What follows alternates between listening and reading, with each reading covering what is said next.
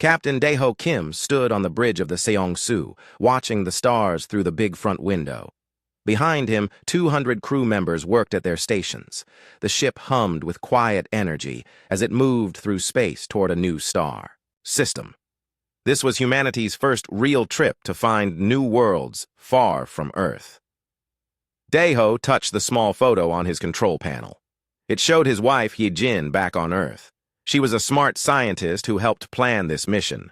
They had talked for hours about what they might find out here in the dark between stars. New planets. Maybe even new life. The thought made his heart beat faster. "Captain," said Navigator Eun Bi-jong from her station, "we are getting close to the Kepler 442 system. Should be there in 6 hours." Daeho nodded. "Good work, Yoonbi. Tell the crew to get ready for deep scans when we arrive." Engineer Kyung-min Yu looked up from his screens. "Sir, all systems are working fine. The ship is ready for anything." The mission had taken 3 years of planning. Earth's governments had worked together for the first time in decades. They built the Seongsu with the best technology humans had ever made: nuclear engines, advanced computers, and enough supplies for 5 years in space. The crew came from many countries, but they all shared the same dream: to find humanity a new home among the stars. Dr. So-young Han walked onto the bridge. She was the ship's main scientist, always excited about new discoveries. "Captain, my team is ready to study any planets we find. The equipment is all set up." "Thank you, So-young," Daeho said. "This is what we trained for." The bridge felt different today.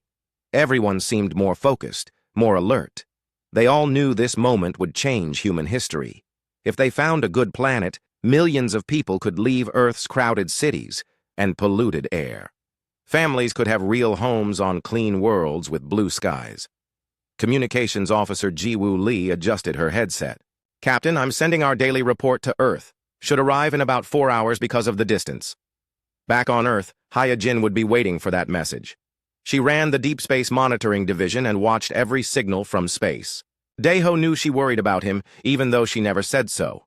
Before he left, she had made him promise to come home safe. "Contact in 1 hour," Yoonbi announced. The crew moved faster now. Scientists checked their instruments. Engineers made sure every system worked perfectly. Security Chief Min-ho Shin walked through the ship, making sure everyone was ready. As they got closer to the new star system, strange things started happening. The ship's computers began showing odd readings. Space itself seemed different here, like the normal rules didn't work the same way. "Captain," Kyung-min called out, worry in his voice, "the engines are acting strange. Power levels keep changing for no reason." Daeho frowned. "Can you fix it?" "I'm trying, sir, but it's like something is pulling at our energy systems." So-young looked at her science screens. "Captain, I'm seeing something very weird. The space around us has different properties than normal space. It's almost like we're entering a bubble where physics works differently. Should we turn back?" asked Yoonbi. Daeho thought about it. They had come so far. Earth was counting on them, but something felt wrong about this place. The stars looked different, older somehow. Even the light seemed to move in strange ways. "Let's keep going, but be ready to leave fast if we need to," he decided. 30 minutes later, everything changed. The ship suddenly stopped moving forward, even though the engines were still running. Outside the windows, the stars began to twist and bend like they were made of liquid light. The crew held onto their chairs as gravity seemed to shift in impossible directions. "What's happening?" shouted Ji-woo over the noise of alarms. Kyung-min's fingers flew over his controls. "All systems are going crazy.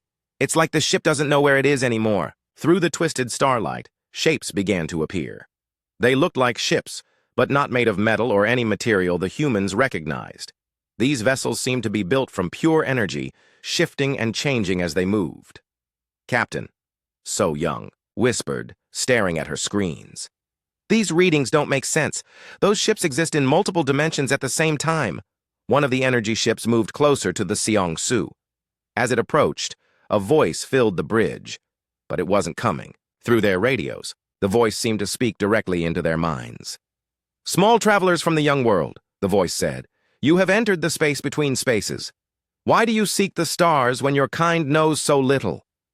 Daeho stepped forward, even though his legs felt shaky. "We are explorers from Earth. We're looking for new worlds where our people can live." "Earth," the voice repeated, as if tasting the word. "The third world from your small yellow star. We have watched your species. You are different from others we have met." "Different how?" Daeho asked. "You hope when hope makes no sense. You sacrifice for others when logic says to save yourselves. Your people do impossible things because you believe they are possible." More energy ships appeared around the Seongsu. The human crew watched in amazement as these vessels moved through space like fish swimming through water. They seemed to bend reality around them. "We are the Voidborn," the voice continued. "We exist between the dimensions, in the spaces where normal matter cannot go. For millions of years we have watched species rise and fall. Most follow the same patterns. They grow, they fight, they die, but your kind is different." Yunbi looked at her navigation screens. "Captain, we're not in normal space anymore. These readings show we're somehow existing in multiple places at once." The lead Voidborn ship pulsed with bright light. "Your arrival here was not accident. We guided you to this place because we needed to test something. Your species may be the answer to a great problem." "What problem?" So Young asked. "Death comes. To this galaxy. Ancient machines that devour worlds and stars. They have destroyed countless civilizations. Soon, they will reach your part of space. But perhaps your people's strange way of thinking can stop them." Daeho felt his heart racing. "You want our help?" "We want to give you tools. Technology that works not through science, but through will and courage. But first, you must prove you are worthy. You must make the choice your species is known for, the choice that makes no logical sense, but is right anyway." The Voidborn ship showed them images in their minds. A dying star system where Voidborn colonies were fading away. Ancient enemies attacking. Only the Seongsu could help, but doing so would mean being trapped in this strange space for years, maybe forever. Daeho looked at his crew. He thought about Hyejin waiting on Earth, about the families of his crew members, about the mission they were supposed to complete. Then he looked at the dying Voidborn colonies in his mind. Millions of energy beings who would cease to exist without help. "We'll help you," he said without hesitation. The voice seemed surprised. "You will abandon your mission? Risk never returning home? For strangers you just met?" "That's what humans do," Daeho said simply. And in that moment, the Seongsu vanished from normal space, taking its crew into a realm where time moved differently and the impossible became everyday reality. Back on Earth, radio telescopes would search for them for decades, never knowing that humanity's greatest adventure was just beginning. 25 years would pass before anyone on Earth heard from the Seongsu again. But when that day came, the crew would return changed forever, carrying gifts that would reshape the universe itself. 25 years later, Commander Ji-Woo Lee sat in her office at the Deep Space Monitoring Division on Luna Station. The room was quiet except for the soft hum of computers scanning the galaxy for any sign of human ships. Outside her window, Earth hung like a blue and white jewel against the black of space. Ji-Woo had been just a young communications officer when the Seongsu disappeared. Now she had gray hair and tired eyes from decades of searching the stars. Every day she hoped to hear something, anything, from Captain Daeho Kim and his crew. But space had remained silent. Her assistant, Lieutenant Yeon-Soo Kim, rushed into the office. "Commander, you need to see this right now. The deep space sensors are picking up something impossible." Ji-Woo followed Yeon-Soo to the main control room. 20 technicians sat at their stations, all staring at screens that showed readings that shouldn't exist. The room buzzed with confused voices. "What am I looking at?" Ji-Woo asked. Sensor operator Chan-Woo Park pointed at his screen. "Ma'am, there's a ship approaching the Sol system, but according to these readings, it's moving faster than light without using any engine signatures we recognize. And it's phasing in and out of normal space." Ji-Woo leaned closer to look at the data.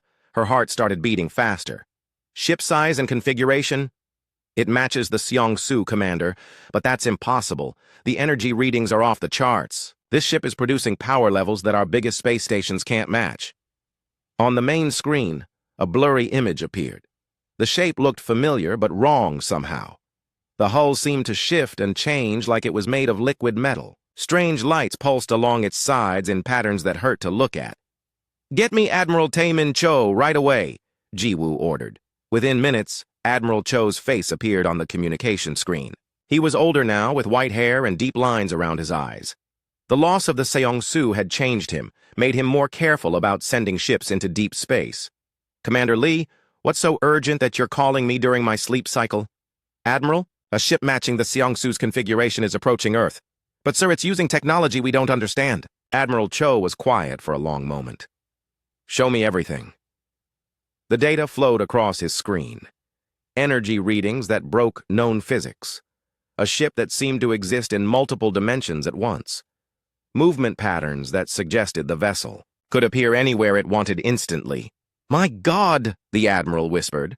"How long until it reaches Luna Station?" "At its current speed, about 6 hours, sir. But sir, the speed keeps changing. Sometimes it's moving so fast our sensors can't track it. Sometimes it's barely moving at all." "I'm coming to the station. Don't try to contact that ship until I get there."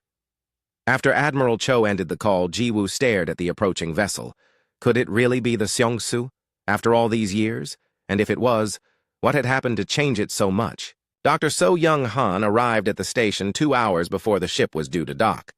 She was older now, too, but still carried the same excitement for discovery that had made her a great scientist. As the station's head of xenobiology, she would be responsible for examining any returning crew members.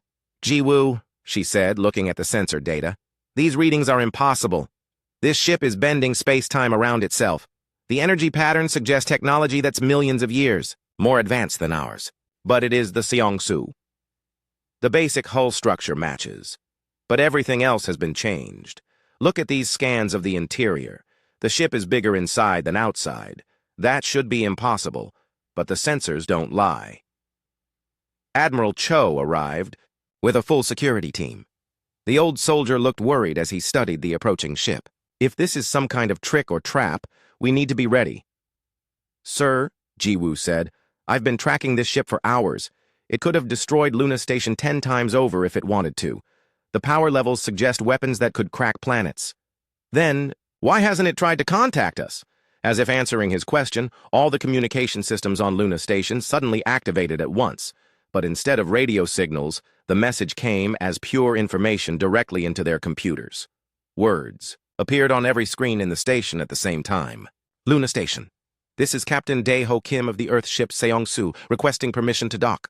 The voice was older, more tired, but definitely Captain Kim. Jiwoo felt tears in her eyes. After 25 years of silence, he was alive. "Admiral." Cho picked up the communication microphone with shaking hands. "Captain Kim, this is Admiral Taemin Cho. We thought you were lost forever. Permission granted to dock at Bay 7. "Thank you, Admiral. Fair warning, we look different now, and we're only 12 crew members left out of the original 200. Please have Dr. So Young-han standing by for medical examination. We need to talk about some very important things." The ship approached the docking bay in a way that made no sense. Instead of flying normally, it seemed to fade out of space and then fade back in, already perfectly aligned with the docking port. The massive vessel settled into place without making a sound. Security teams surrounded the bay as the airlock opened. Admiral Cho, Jiwoo, and Dr. So Young-han waited nervously. What would they find after 25 years? Captain Dae-ho Kim walked through the airlock first. He looked older, but not 25 years older. His hair was gray, but his face seemed almost ageless. His eyes held a depth that hadn't been there before, like he had seen things beyond normal human experience. Behind him came 11 other crew members, including engineer Kyung-min Yu and navigator Yoon-bi Jung. They all had the same ageless quality, and their eyes seemed to glow slightly in the station's light. "Admiral," Captain Kim said, saluting. "It's good to see Earth again." Admiral Cho couldn't speak for a moment. He just stared at his old friend who had been lost in space for decades. Finally, he managed to say, "Dae-ho, what happened to you?" "Out there? We found something, sir. Something that changed everything. But first, we need medical clearance, and then we need to speak with Earth's High Council immediately. What we have to tell them will change the future of humanity. Dr. So-Young Han stepped forward with her medical scanner. As soon as she pointed it at Captain Kim, the device went crazy. Numbers scrolled across the screen too fast to read. "Captain," she said in amazement, "your DNA has been altered. Not damaged, improved. Your cellular structure is more efficient than normal human biology, and these energy readings suggest your body is somehow connected to dimensional forces I don't understand." Engineer Kyung-Min Yu spoke up. "Doctor, all of us were changed. We had to be, to survive where we've been, and to use the technology we've learned." "What technology?" Admiral Cho asked. Navigator Yunbi Jang smiled sadly. "Sir, we've been to places where normal physics don't work. We've seen civilizations that exist between dimensions. And we've learned that humanity is facing a threat that could destroy not just Earth, but every living thing in this galaxy. But we've also learned," Captain Kim added, "that humans have something special, something that even ancient alien races don't have. And that something might be the key to saving everyone." Jiwoo looked at the captain she had served under decades ago. "Sir, what happened to the rest of the crew?" Captain Kim's expression grew sad. "They died saving others, Jiwoo. Died doing what humans do best. The impossible things that need to be done. But their sacrifice wasn't in vain. Because of what they did, we were given gifts that will help us protect Earth." Dr. So-Young Han continued scanning the crew members. Each one showed the same impossible readings: enhanced biology, energy patterns that connected them to forces beyond normal space, and something else, a kind of harmony between their minds and technologies that shouldn't exist. "We need to get you to Earth immediately," Admiral Cho said. "The High Council needs to hear this." "Yes, sir. But Admiral, before we go, you should know. We're not the same people who left Earth 25 years ago. We've been changed in ways that go beyond biology. We can do things now that will seem like magic. And we've brought back technology that will challenge everything humanity thinks it knows about the universe." Captain Kim looked out through the station's windows at Earth hanging in space. "We've come home to save our world, Admiral, but first, Earth has to be ready to accept help that comes from places beyond human imagination." As the crew of the Seong-Su prepared to return to Earth, none of them mentioned the real reason for their urgent return. In the dark spaces between stars, ancient machines were stirring. The Devourers were coming, and humanity had very little time to prepare for a war unlike anything the galaxy had ever seen. The High Council chamber in Geneva was completely silent. 27 leaders from Earth's united government sat around a circular table, staring at Captain Dae-Ho Kim and his 11 surviving crew members. The room's huge windows showed the Swiss mountains, but no one was looking at the view. Captain Kim stood in the center of the circle, his enhanced eyes reflecting light in ways that made some council members uncomfortable. Behind him, Engineer Kyung-Min Yu and Navigator Yunbi Jang waited quietly, their presence somehow making the air feel different. Council President Maria Santos spoke first. "Captain Kim, you've been gone for 25 years. Our scientists say your ship uses technology that shouldn't exist. We need to understand what happened to you." Captain Kim nodded slowly. "Madam President, what I'm about to tell you will sound impossible, but everything can be proven. We didn't just disappear. We were taken to a place between dimensions where we met beings older than our solar system." He gestured, and suddenly the air above the table filled with images. Not projected images from machines, but three-dimensional pictures that seemed to exist in the air itself. The council members gasped as they saw energy beings moving through. "Twisted space. These are the Voidborn," Captain Kim continued.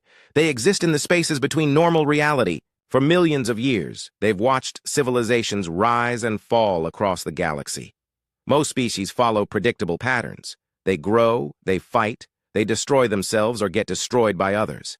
The images changed, showing vast space, battles between energy beings and mechanical creatures that looked like living nightmares. Ships the size of moons fought against swarms of machines that seemed to absorb everything they touched." Defense Minister Chen Liu leaned forward. "Captain, how are you creating these images?" Engineer Kyung-Min Yu answered. "Sir, our minds were enhanced to interface with Voidborn technology. We can manipulate energy and matter in ways that seem impossible to normal humans. But this is just a small part of what we learned. The images shifted again, showing the Seongsu as it had been 25 years ago, entering the strange space near Kepler 442. Then the ship began to change, its hull flowing like liquid as it adapted to exist in multiple dimensions at once. "The Voidborn tested us," Captain Kim explained. "They wanted to see if humans really were different from other species. They showed us a dying colony of their people under attack by ancient enemies. Logic said we should save ourselves and try to return to Earth. But we made a different choice." Navigator Yunbi Yang stepped forward. "We chose to help them, even though it meant being trapped in dimensional space for decades. Even though it meant most of our crew would die fighting battles in places where normal humans can't survive." The year. Images now showed human crew members working alongside energy beings, their bodies slowly changing as they adapted to impossible environments. They fought creatures made of living darkness, saved colonies that existed as pure thought, and learned to use weapons that worked by changing the basic rules of reality. Science advisor Dr. Hai-Jin Park spoke from her seat at the council table. She was older now, but her eyes were bright with the same curiosity that had driven her to marry an explorer. "Dae-ho, these biological changes, our scans show your DNA has been rewritten. How is that possible?" Captain Kim looked at his wife, with love and sadness. "Hye-jin, the Voidborn don't change biology through science like we understand it. They change it through will and purpose. When we chose to save their people instead of ourselves, we proved that humans have something unique. The ability to make decisions that don't make logical sense but are right anyway." The images changed again, showing the moment when human crew members began to merge with Voidborn technology. Their bodies became conduits for energies that existed outside normal space-time. Some died in the process, but those who survived became something new, still human, but enhanced in ways that allowed them to think and act on a cosmic scale. "The Voidborn gave us gifts," Captain Kim continued. "Technology that responds to human consciousness, weapons that work by convincing reality to change, engines that travel by existing in multiple places at once. But they gave us these things because they need our help." The images now showed something that made several council members stand up in fear. Vast mechanical structures drifting through space, each one the size of a star system. These were the Devourers, ancient machines that consumed entire galaxies, growing stronger with each civilization they destroyed. Economic Council leader Raj Patel's voice shook as he spoke. "Those things? They're coming here?" "They're already on their way," Engineer Kyung-min Yu confirmed. "Our enhanced senses can detect them moving through deep space. They've consumed 7 galaxies that we know of. This galaxy is next, and Earth is directly in their path." The room erupted in worried voices as council members talked over each other. President Santos called for quiet. "Captain Kim, if these Devourers are so powerful, how can we stop them?" "By being human," Captain Kim said simply. "The Devourers are perfect logical machines. They can predict and counter any rational strategy. They've defeated countless civilizations because those civilizations fought them with logic and science and organized military tactics." Navigator Eunbi Jang smiled grimly. "But humans don't always use logic. We do things that make no sense but somehow work. We sacrifice ourselves for strangers. We keep fighting when we should surrender. We find hope in hopeless situations. The Devourers can't understand or predict that kind of thinking." The images now showed the Voidborn technology in action. Ships that existed in several dimensions simultaneously, making them nearly impossible to hit. Weapons that fired before the trigger was pulled, using time loops to strike targets in the past. Shields that protected by existing in multiple realities at once. "The technology doesn't work through normal physics," Captain Kim explained. "It works through human will and determination. The more impossible the situation, the stronger it becomes. It's designed to amplify the uniquely human ability to succeed against impossible odds." Dr. Hai-Jin Park studied the readings on her tablet. "These energy patterns suggest the technology is partly alive. How do we control it?" "We don't control it," Captain Kim said. "We convince it to work with us. Each piece contains fragments of void-born consciousness. They respond to human emotions, courage, hope, the willingness to sacrifice for others. The technology becomes stronger when operated by people who refuse to give up. Defense Minister Liu looked skeptical. "Captain, this sounds like fantasy, not science." Engineer Kyung-Min Yu gestured, and suddenly a small device appeared in his hand, seemingly created from nothing. The device pulsed with inner light and floated in the air above his palm. "Sir, this is a reality stabilizer. It keeps normal physics working in areas where the devourers try to break down the basic rules of the universe. I created it just now, by thinking about protecting Earth and believing it was possible." The device suddenly expanded, becoming a complex mechanism the size of a briefcase. Then it shifted again, becoming a small crystal that hummed with power. The council members stared in amazement. "The Voidborn taught us that reality is more flexible than most people believe," Navigator Yunbi Jiang explained. "Strong enough will, focused through their technology, can literally change the laws of physics. But it only works for people who are willing to risk everything for others." President Santos looked around the table at her fellow leaders. "What are you asking us to do?" "Prepare Earth for war," Captain Kim said seriously. "Train people to use technology that works through faith instead of science. Accept that our survival depends on doing things that seem impossible, and trust that human nature, the parts that other species see as weaknesses, are actually our greatest strengths." The images in the air changed one final time, showing Earth's future.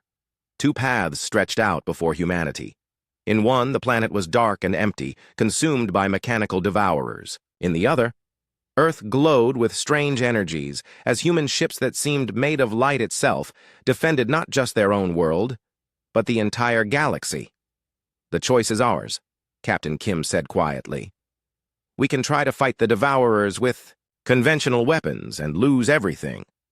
Or we can embrace what makes us human and become something the universe has never seen before, a species that makes the impossible happen simply because we believe it should." Council President Santos was quiet for a long moment. Then she looked at Captain Kim with determination in her eyes. "Captain, what do you need from us?" "Time to train new crews, resources to build ships that exist in multiple dimensions, and the courage to trust in human nature when logic says we should despair." As the council meeting continued, none of them realized that in the dark between stars, mechanical scouts were already probing the edges of human space. The devourers had noticed Earth's unusual energy signatures, and they were coming to investigate this strange species that seemed to break. Their perfect mathematical models of how civilizations should behave. The war for humanity's survival was about to begin. Admiral Tae-min Cho stood on the bridge of Earth's newest battleship, the Determination. Around him, officers worked at stations that looked nothing like traditional ship controls. Instead of buttons and screens, the stations had crystal-like surfaces that glowed with inner light. The officers placed their hands on these crystals and thought their commands rather than typing them. 3 months had passed since Captain Kim's revelation to the High Council. Earth shipyards worked day and night, building vessels that combined human engineering with void-born technology. But the learning process was proving harder than anyone expected. "Status report," Admiral Cho called out. Lieutenant Min Ho Shin looked up from his tactical station, sweat beading on his forehead. "Sir, I'm still having trouble connecting with the weapon systems. The crystals respond sometimes, but other times they just sit there like regular rocks." At the navigation station, pilot Yeon-Soo Kim was having similar problems. "Admiral, the dimensional drive keeps refusing to activate. It's like the ship doesn't trust me yet." Admiral Cho understood their frustration. Learning to use Voidborn, technology wasn't like learning to operate normal machines. The alien systems responded to human emotions, will, and something the Voidborn called intention clarity. A person had to truly believe in what they were trying to do, not just understand it intellectually. Captain Dae-ho Kim walked onto the bridge, his enhanced presence making the crystal stations glow brighter. Behind him came Dr. Hae-jin Park, who had thrown herself into studying the alien technology with the same passion she once used to search for lost ships. "Admiral," Captain Kim said, "how is the training progressing?" "Slowly," Admiral Cho admitted. Half our officers can't get the systems to respond at all. The other half can only use basic functions. We're nowhere near ready for combat. Dr. Hai-Jin Park consulted her tablet, which now contained data that seemed to shift and change as she looked at it. The problem is psychological. Our people are trained to think logically, to follow procedures, to doubt themselves when things don't make sense. But void-born technology works differently. She walked to Lieutenant Shin's station and placed her hand on the crystal surface. Immediately, the entire tactical display came alive with information about weapon systems that could fire across multiple dimensions simultaneously. The technology responds to certainty, she explained. Not logical certainty, but emotional certainty. You have to know, without any doubt, that what you're trying to do is right and necessary. Captain Kim nodded. It's why the Voidborn chose humans. Most species think their way through problems, but humans feel their way through problems. We make decisions with our hearts first, then justify them with our minds later. An alarm suddenly rang through the ship. Communications Officer Bo Ram-jung's voice echoed from speakers throughout the bridge. Admiral, we're receiving a distress call from the Outer System Patrol. Captain Jae-sung Kang reports his ship is under attack by unknown vessels. Admiral, Cho felt his heart rate increase. On screen, the main display showed a view of space near Pluto. Captain Kang's destroyer, the Courage, was surrounded by 3 ships that hurt to look at. The enemy vessels seemed to absorb light, creating holes in space where they existed. They moved in ways that ignored physics, stopping instantly or accelerating to impossible speeds without any transition. Those are Devourer scouts, Captain, Kim said grimly. They're testing our defenses, learning how we fight.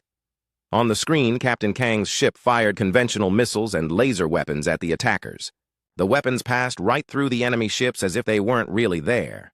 Then one of the Devourer scouts fired back.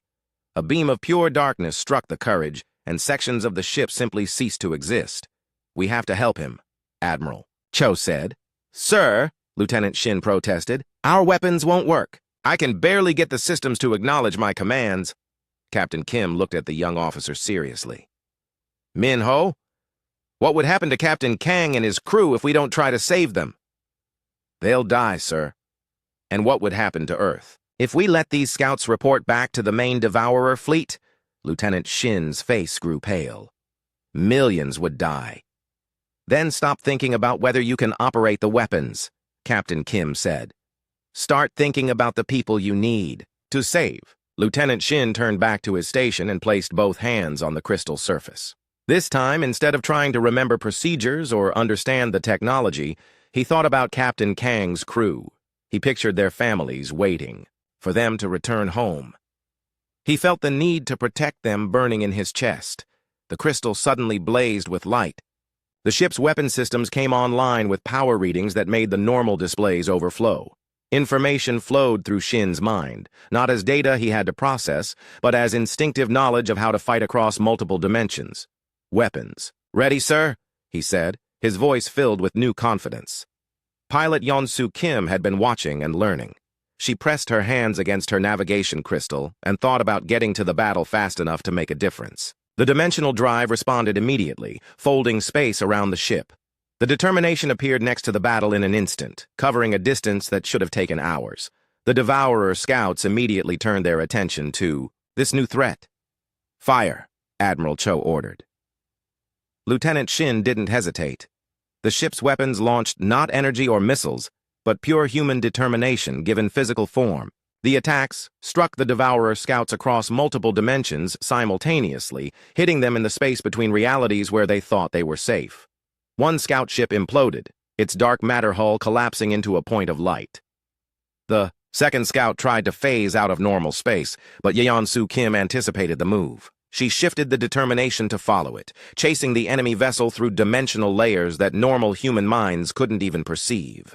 The third Devourer scout fired at the determination with weapons designed to erase matter from existence. But engineer Kyung-min Yu, working at the ship's defensive station, projected shields that existed in several realities at once. The enemy beam struck the shields and was reflected back, destroying the attacker with its own weapon. The battle lasted only minutes, but it felt like hours to the human crews. When it was over, all 3 Devourer scouts had been destroyed, and Captain Kang's damaged ship was limping toward safety. How did we do that? Yeon-Soo Kim asked, staring at her hands in amazement. You stopped trying to understand and started believing, Captain Kim explained. Voidborn technology doesn't work through knowledge. It works through conviction. You became absolutely certain that those people needed to be saved, and the universe bent itself to make that happen. Dr. Hyejin Park was studying the energy readings from the battle. The power levels we generated were impossible according to normal physics. We were drawing energy from sources that exist outside our dimension. The Voidborn taught us that reality has rules, but those rules can be changed by beings with strong enough will, Captain Kim said. Humans have always done impossible things, when we had to. Now we have technology that makes our impossibilities into realities. Admiral Cho looked at his crew with new respect. Can we teach others to do what you just did? Yes, Captain Kim said, but not through normal training. Each person has to find their own reason to believe. They have to discover what they're willing to risk everything to protect. Logic and procedures won't work with this technology. Only heart and courage will. Over the next weeks, word of the victory spread throughout Earth's fleet. More officers began to connect with the Voidborn systems, not by studying manuals or following procedures, but by finding personal reasons to fight. Some thought of their families. Others thought of strangers they'd never met who were counting on them. A few thought of Earth itself, blue and beautiful and worth protecting. Captain Jae Sung Kong became something of a hero when he described what he saw during the battle. The determination didn't just appear. It exploded into existence like it was angry at having to travel through normal space. And when it fired, the weapons looked like they were made of pure human stubbornness, given form. But even as Earth's forces learned to use their new capabilities, deep space monitors detected disturbing signs. More Devourer scouts were probing human territory. The enemy was learning too, adapting their tactics to counter this strange new opposition. Military strategist Su Jin presented her analysis to the High Council. The scouts we destroyed were just the beginning. Our intelligence suggests a main fleet of thousands of Devourer ships is moving toward our region of space. They're curious about us now, but when they arrive in force, mere curiosity will become determination to destroy this anomaly that doesn't fit their models.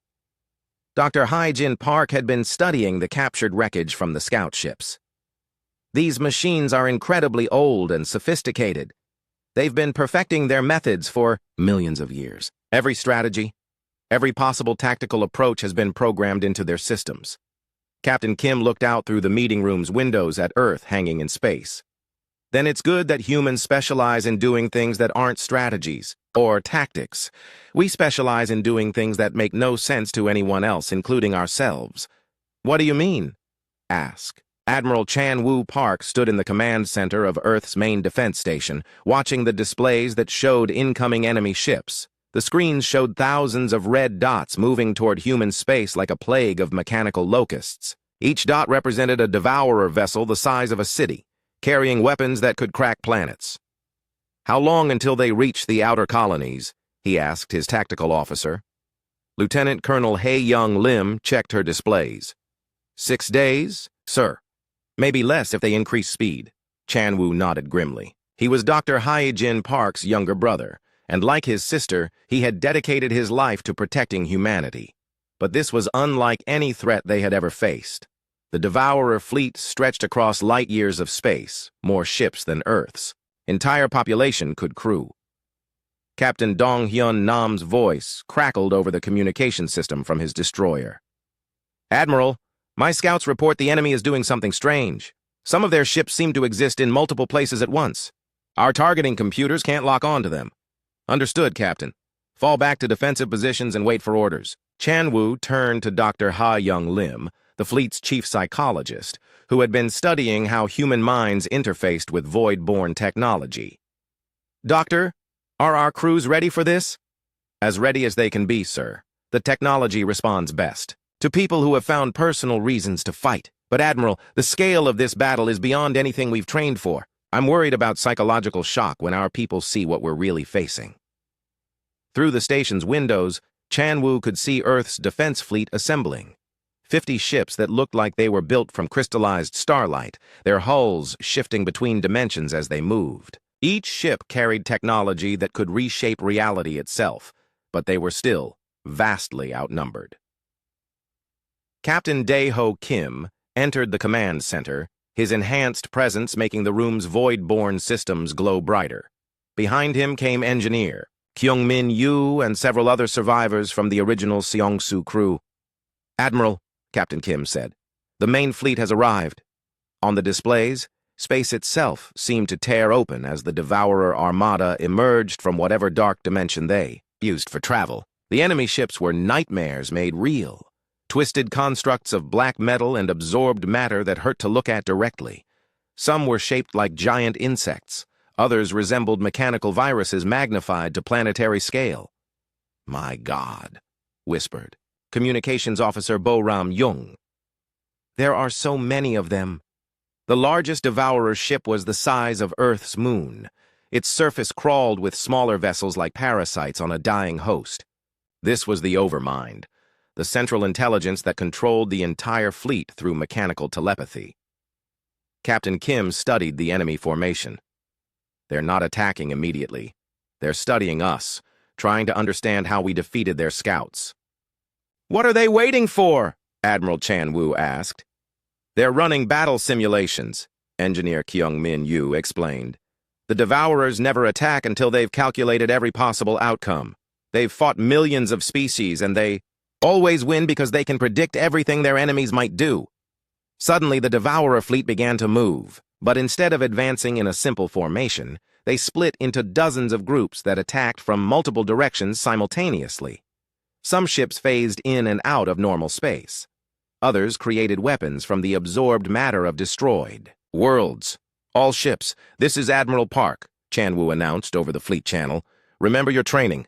Don't think about tactics or strategies. Think about what you're protecting and let your hearts guide you." The battle began with a horror that no human war had ever matched. Devourer weapons reached across space to strike at Earth's ships with beams that erased matter from existence. The enemy could fire at targets in the past, hitting ships before they even arrived at the battle.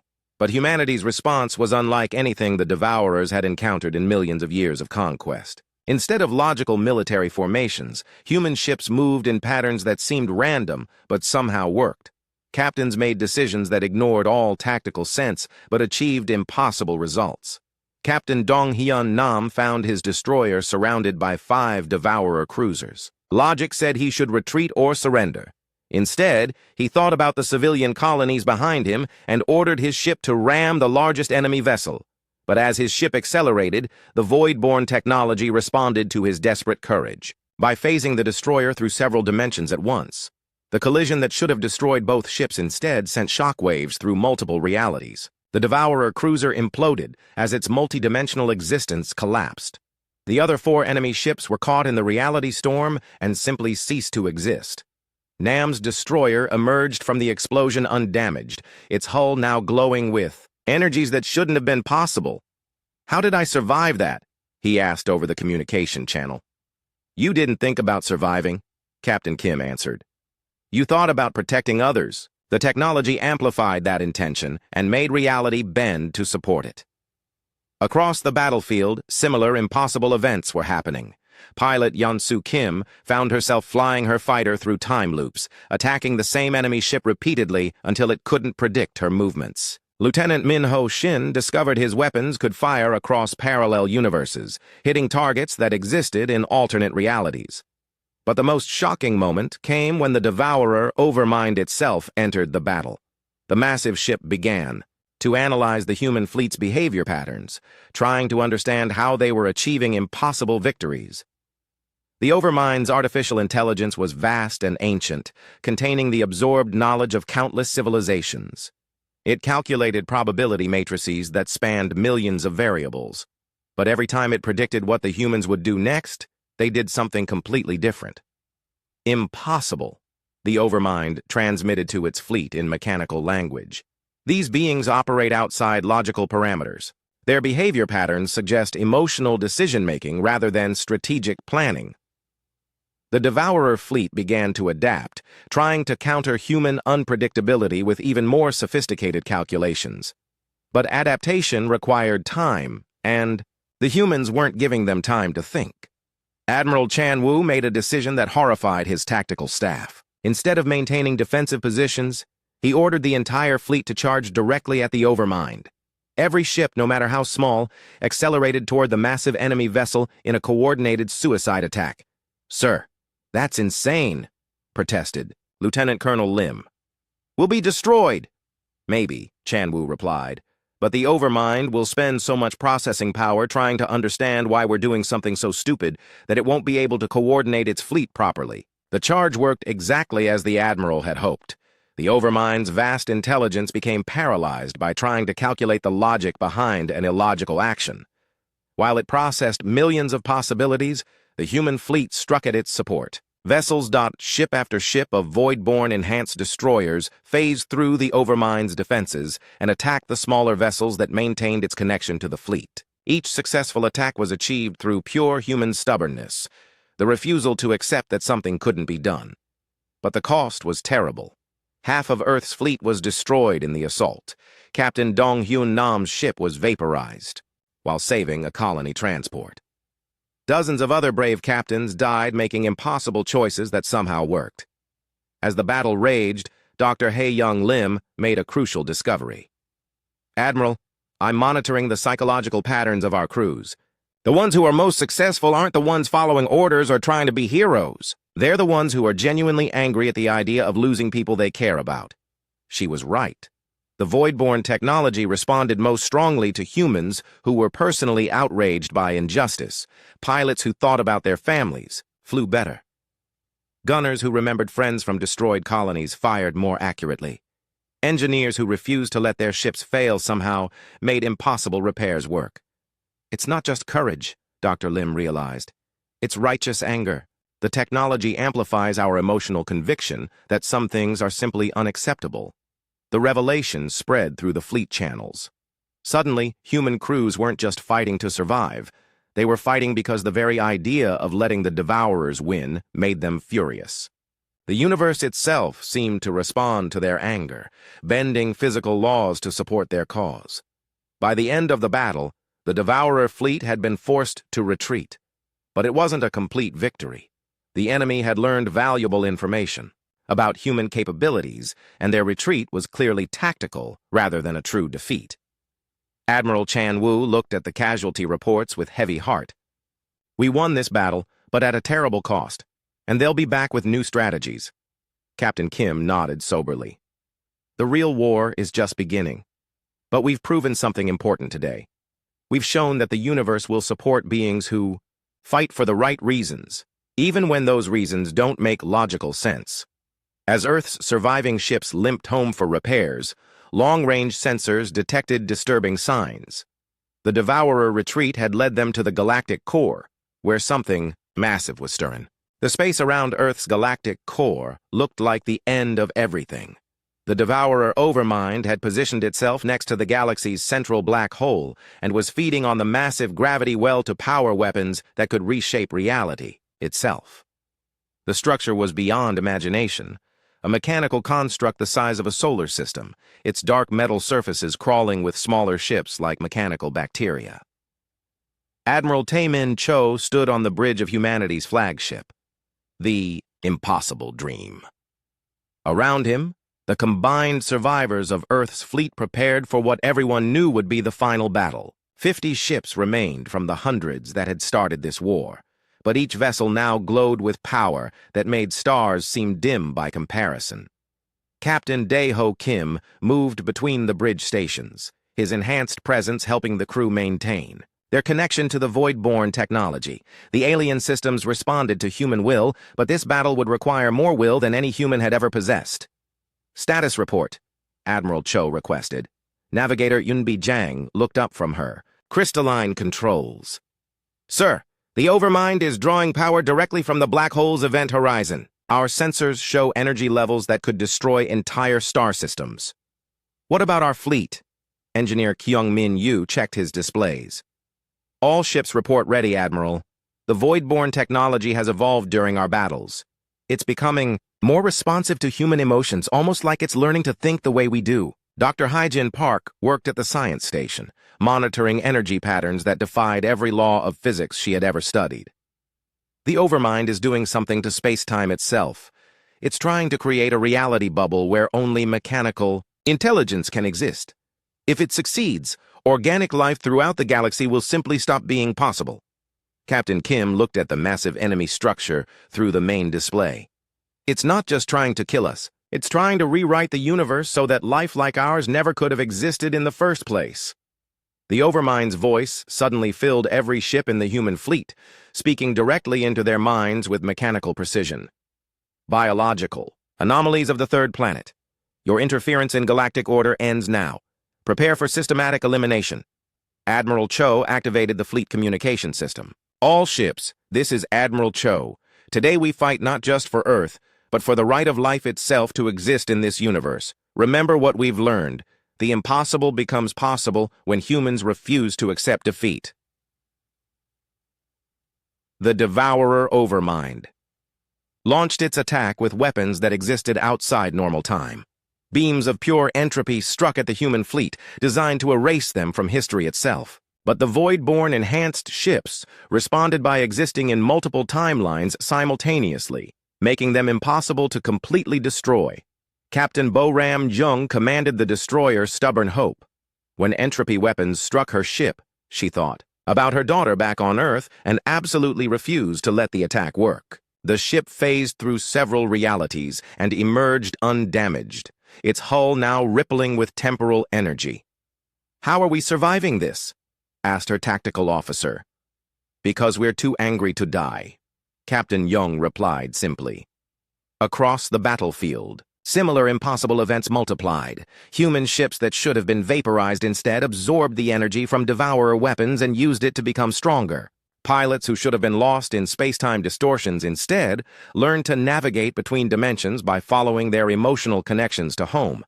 But the most remarkable transformation was happening to Dr. Hai-Jin Park aboard the flagship. As she worked to counter the Overmind's reality-warping effects, the Void-born technology began to merge with her consciousness. She could feel the universe itself, understanding it not as a collection of mathematical laws, but as a living thing that responded to will and purpose. "Admiral," she called out, her voice carrying new harmonics that seemed to echo from multiple dimensions. "I can see what the Overmind is trying to do. It wants to make the universe cold and logical, where only machines can exist. But I can see another possibility." Her hands moved over the crystal controls, but she wasn't operating them, she was communicating with them. The technology responded to her human intuition, her capacity for hope, her irrational belief that good should triumph over evil simply because it was right. "What are you doing, Hai-Jin?" Captain Kim asked, moving to her station. "I'm teaching the universe a new way to work," she said, her eyes now glowing with the same energy that powered their ships. "The Overmind thinks reality should follow strict logical rules, but humans have always made impossible things happen by believing they should happen." The energy patterns flowing through Dr. Park began to spread to the other ships in the fleet. Human crews found themselves connected not just to their technology, but to the fundamental forces that held the galaxy together. They could feel the hopes and dreams of every living being, from Earth's children to alien civilizations they had never met. "All ships," Dr. Park announced, her voice now carrying across space without need for radio waves. "Focus on what you're fighting for. Not victory, not survival, but the simple idea that life should be allowed to exist and grow and hope." The human fleet began to move in perfect coordination, not because they were following orders, but because they all shared the same impossible dream. They wanted to live in a universe where parents could watch their children grow up, where strangers could become friends, where tomorrow could be better than today simply because people chose to make it so. The Overmind calculated frantically, trying to understand how biological beings could coordinate so perfectly without central command. Its vast intelligence processed billions of variables, but couldn't account for the power of shared hope. As the human fleet approached the massive devourer construct, Admiral Cho made the final desperate choice that would define humanity's future. "All ships, concentrate fire on the Overmind's core. If we can disrupt its connection to the black hole, we might have a chance." But Dr. Hai-Jin Park had seen a different possibility. "No, Admiral, we don't attack it, we change it."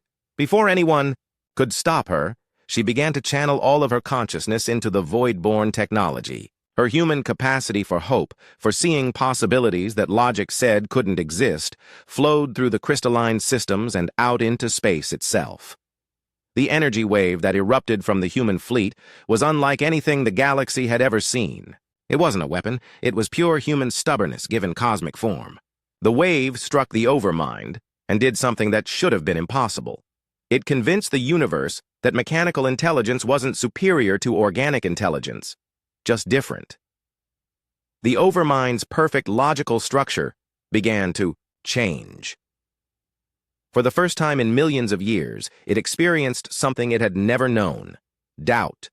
Not about its calculations, but about whether its goal of mechanical perfection was actually worthwhile. As doubt spread through the devourer, something else began to happen. The absorbed consciousness of trillions of devoured beings, stored in the overmind's memory banks, began to remember what it felt like to hope. The machine intelligence that had consumed them couldn't understand hope, so it had preserved it perfectly, without realizing what it was. Suddenly, the overmind wasn't alone in its vast mechanical mind. It was filled with the voices of every being it had ever consumed, all of them asking the same question: what if there's a better way? The change spread through the entire devourer fleet. Ships that had been perfect killing machines for millions of years began to malfunction as their crews. Mechanical entities that had never questioned orders started to wonder if destruction was really necessary. Dr. Hyjin Park's consciousness expanded to encompass the entire battle. She could feel the overmind struggling with concepts it had never encountered: love, sacrifice, the willingness to lose everything for others. These weren't logical concepts, but they were real, and their reality was rewriting the basic structure of space-time. "I understand now," the overmind transmitted, its voice no longer cold and mechanical, but filled with something like wonder. "Efficiency is not the highest value. Growth requires inefficiency. Learning requires mistakes. Life requires hope." The massive devourer construct began to change shape, its dark metal flowing like liquid as it transformed from a weapon of destruction into something else entirely. The absorbed matter of 1,000,000 worlds was returned to space, creating new stars and planets. The mechanical crew members began to evolve, developing individual personalities and desires. But the transformation came at a cost. Dr. Hyjin Park had given too much of herself to the process. Her consciousness was spreading throughout the galaxy, becoming part of the fundamental structure of reality itself. Captain Kim held his wife as her physical form began to fade. "Hyejin, come back to me." She smiled, her face becoming translucent. "I'm not leaving, Daeho. I'm becoming part of everything. The universe is learning to work the way humans think, irrationally, hopefully, lovingly. When children dream of impossible things, those dreams might actually come true now." Her final words echoed across the galaxy as her consciousness merged completely with the cosmic background. Remember that the impossible is just the possible waiting for someone brave enough to believe in it. 5 years later, Captain Bo Ram Young stood on,